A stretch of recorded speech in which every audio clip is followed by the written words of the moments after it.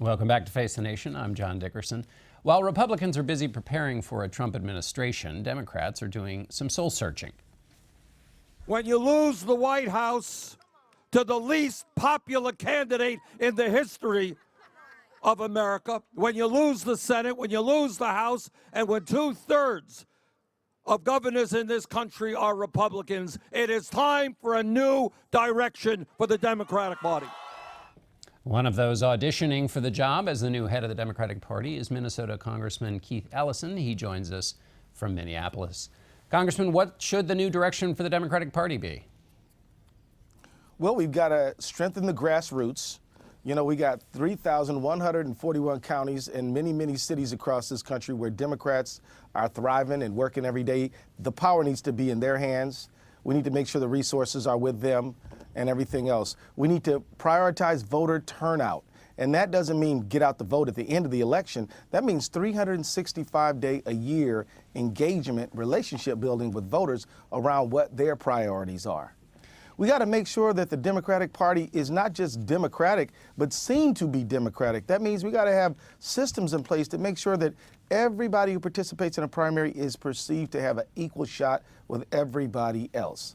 And we got to make sure that, Well, no, continue your list.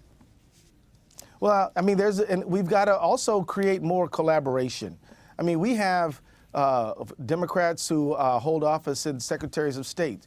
And those folks run the election. We need to stand up for them. City officials, college Dems, organized labor needs to have a whole lot more say-so and a lot more respect in the Democratic Party. We've got to make sure our veterans, Democratic veterans, are strengthened and feel like they are fully included.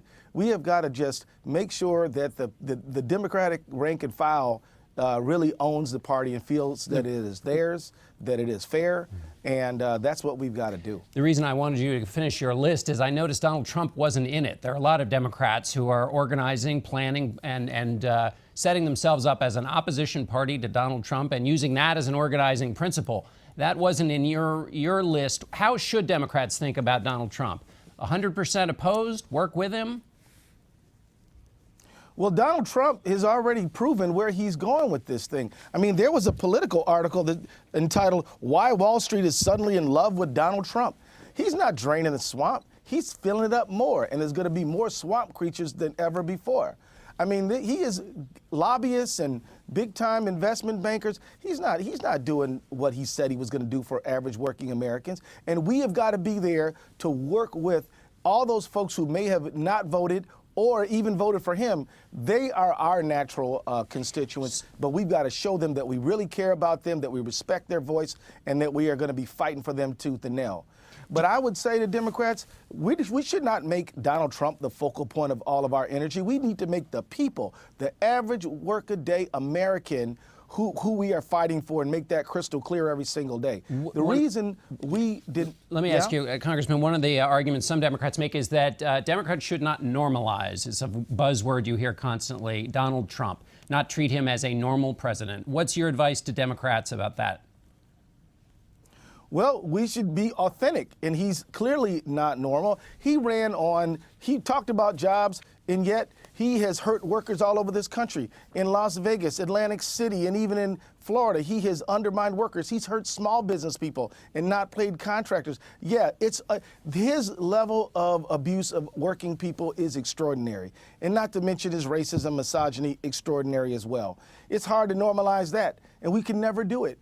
But I would just say that it's not about Donald Trump. We're gonna fight him because he stands against our value system. But if we make the average American's needs our priority, people who want to retire, people who want to see their kids go to college, people who want to earn a decent living, people anxious about the plant closing down, moving to another country and selling them back the products that they used to make. If we make those people the priority, we will win, and Donald Trump will be relegated to be a footnote in the dustbin of history. That is what we got to do. Focus on our people. All right, Congressman, thanks so much for being with us, and we'll be right back with our panel. Anytime.